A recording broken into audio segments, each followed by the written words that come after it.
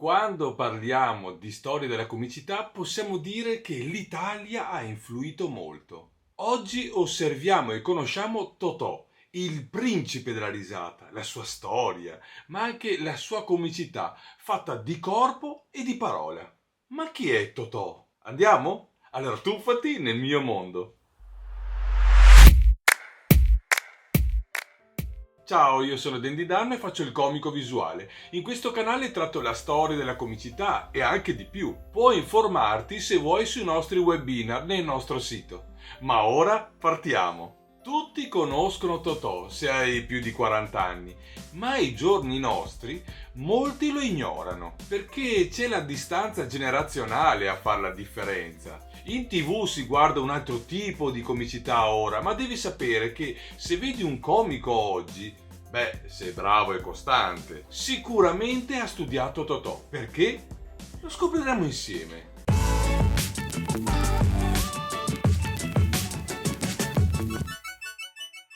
Antonio De Curtis, il più noto come Totò, è nato a Napoli il 15 febbraio 1898 in una via Santa Maria Antaseucula, Rione Sanità. Siamo nel quartiere Stella, uno dei più antichi della città.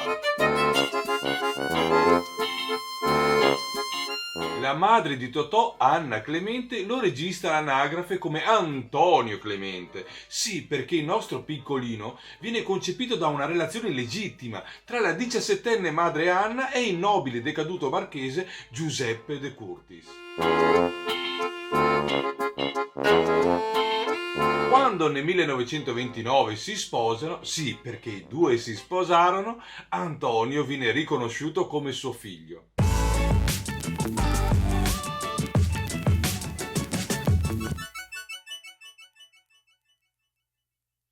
In seguito Totò, che aveva il pallino della nobiltà, si fece adottare dal nobile decaduto Francesco Maria Gagliardi in cambio di un vitalizio. Una paghetta. È proprio nel 1933 che il marchese Gagliardi adotta Antonio donandogli i suoi titoli gentilizi e nel 1946 il Tribunale di Napoli gli riconosce il diritto a fregiarsi dei nomi e dei titoli di Antonio Griffo Focas Flavio, Angelo Ducas Comneno Porfirogenito Gagliardi De Curtis di Bisanzio, il suo vero nome completo. Aspetta, non ho ancora finito. Altezza imperiale, conte palatino, cavaliere del Sacro Romano Impero, esarca di Ravenna, duca di Macedonia e di Illiria, principe di Costantinopoli, di Sicilia, di Tassalia, di Ponte di Moldavia, di Dardania, del Peloponneso, conte di Cipro e di Epiro, conte e duca di Tebasto e Durazzo.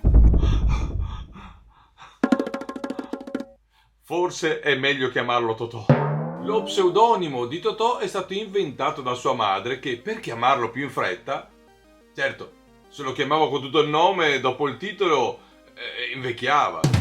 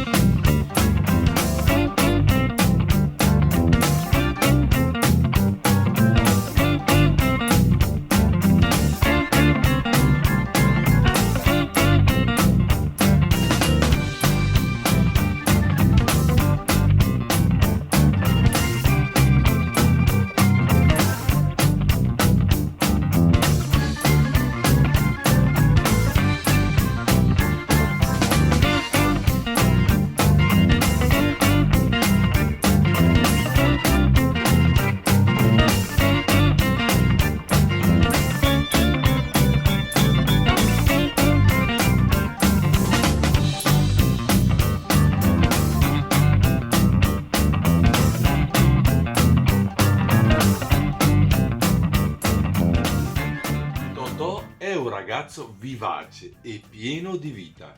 A scuola era molto irrequieto, tanto che nel collegio dove studia viene colpito con un ceffone da un precettore che gli sfracella il setto nasale. Successivamente, questo difetto sulla sinistra del naso regala quella particolare asimmetria che caratterizza il volto del comico napoletano.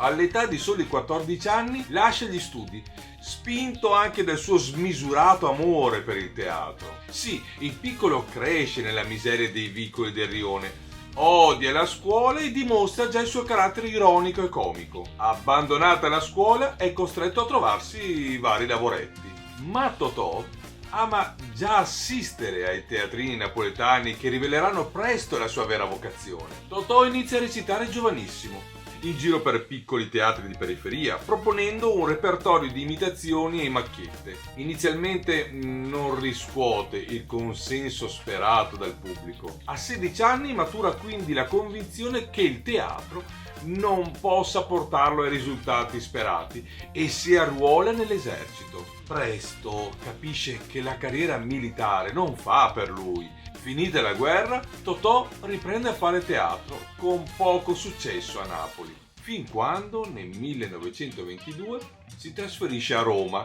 con la famiglia, dove viene assunto dalla compagnia teatrale di Giuseppe Capece per poche lire. Il successo arriva quando si presenta al Teatro Iovinelli, dove debutta recitando il repertorio di Gustavo De Marco. In breve tempo i manifesti riportano il suo nome a carattere cubitali e fioccano scritture dei teatri più famosi, come solo per citarne alcuni il Teatro Umberto, il Triatro, il San Martino di Milano e il Maffei di Torino. Ma la vera consacrazione avviene a Napoli, grazie agli spettacoli della rivista Messalina, accanto a Titina De Filippo. Per anni Totò è padrone del palcoscenico e recita al fianco di attori famosissimi, tra i quali Anna Magnani e i fratelli De Filippo, continuando poi la sua carriera come attore con enorme successo, grazie ai numerosi film che quasi tutti conosciamo, o almeno una volta li abbiamo sentiti nominare.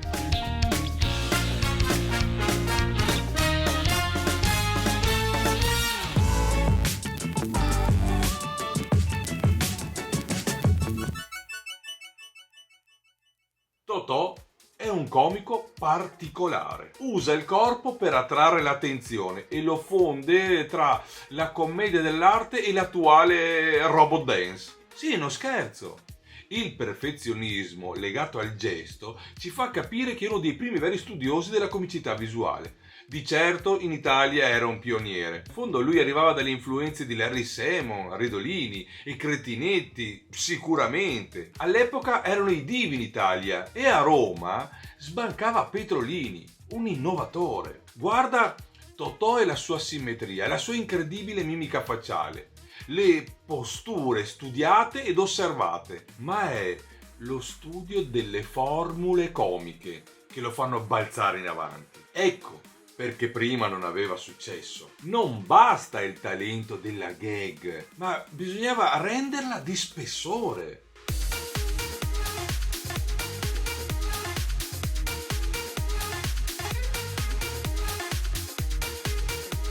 Lui è un comico visuale?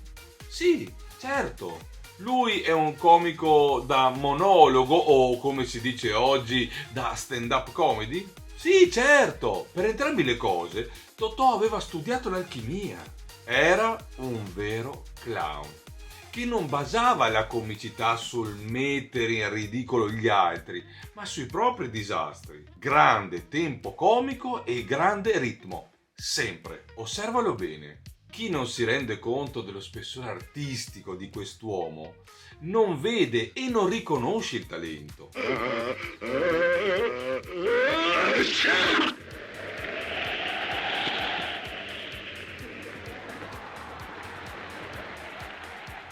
Da lui si può dire che è nato il Moonwalker di Michael Jackson o le movenze da burattino e da robot di conseguenza. La comicità delle parole e dei paradossi, il quiproquo, quo, le incomprensioni e l'improvvisazione.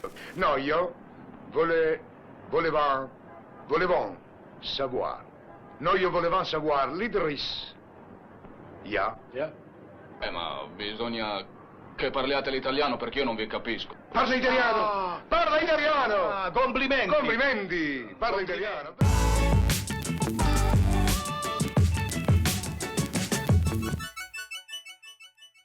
Totò ha avuto una carriera incredibile, ma dal punto di vista sentimentale ha vissuto periodi tormentati. Ad esempio il suo primo amore, la cantante Liliana Castagnola, è finita col suicidio di lei a causa della gelosia per l'attore.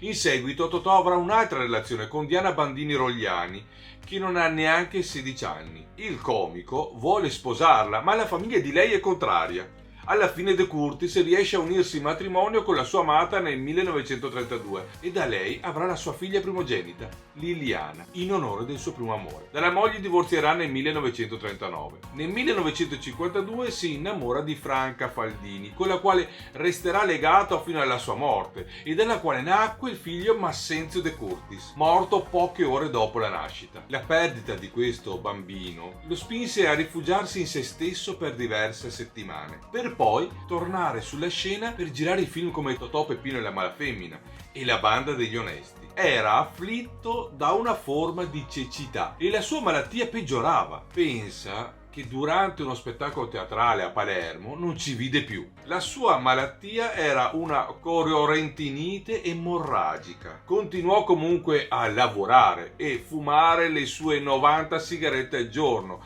lavorando alla grande su set di film come Totò Truffa, Totò e Cleopatra, Totò e Diabolicus. La sua arte, il suo talento e il suo studio lo portano a scrivere anche poesie. La più famosa è A Livella e poi la raccolta di poesie Siamo uomini o caporali o La preghiera del clown, perché lui era un vero clown. Va ricordato Totò anche cantante. Ti ricordo che Malafemmina è stata pura poesia musicale e l'ha scritta lui. Dal 1937 al 1967 girerà un centinaio di film.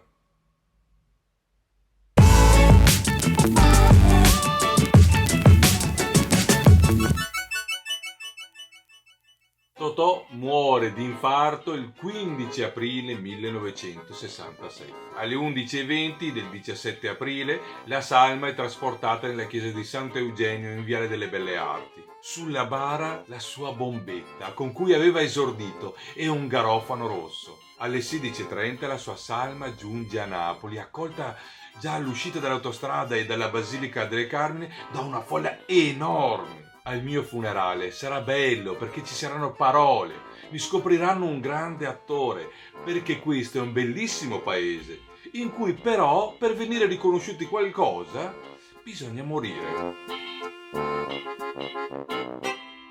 Dunque oggi osservalo, amalo e continua a ridere con lui. Ha dato tanto alla comicità e la sua generosità attoriale farà sempre parte del nostro mondo. Grazie Totò. Anche noi onoriamo il tuo talento.